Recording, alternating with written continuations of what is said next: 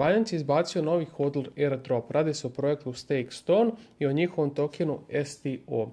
U suštini, ukoliko ste stakeovali vaš BNB između 27.4. i 29.4. ove godine, imat ćete priliku da dobijete ovaj airdrop. Binance će i listovati ovaj token na spot tradingu danas, dakle 2.5. u 16 časova po UTC vremenu. Listovat će sa parovima USDT, USDC, BNB kao i nekim drugim parovima, a što se tiče vašeg airdropa dobit ćete ga 1 čas pre samoga tradinga. Nešto više o samoj tokenomici, dakle total token supply i max supply su milijardu STO-a, a 1.5% odnosno 15 miliona ovoga tokena će biti odvojeno za sam airdrop. Što se tiče samoga projekta, na ovoj stranici možete naći i website, white paper i X. Ukoliko odemo na website, možemo se upoznati sa projektom. U suštini radi se o projektu koji se bavi liquidity infrastrukturom putem Omnichaina. Ovdje se možete upoznati sa svim informacijama. Ukoliko scrollate dole, možete naći i njihov community.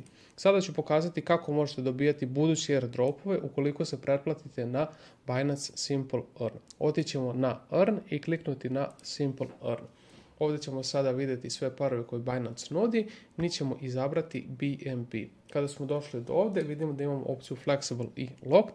Možete izabrati koju god želite. Ukoliko izaberete Flexible, dobit ćete manji procenat zarade, međutim vaš BNB možete da izvadite kada god vi želite, dok ukoliko odaberete Locked, nećete moći da izvadite BNB za ovaj određeni vremenski period, međutim dobijat ćete veći procenat zarade. Potrebno je kliknuti na subscribe, odabrati šta mi tačno ovdje želimo, izabrati količinu BNB-a, saglasiti se sa njihovim uslovima i kliknuti na confirm. I to je to je ceo proces. Kada to uradite, uspješno ćete stakeovati vaš BNB i u budućnosti automatski dobijati ove airdropove. Link do ove stranice da ćete moći da iščitate više što se tiče ovog hodla airdropa ćete naći u opisu ovoga videa.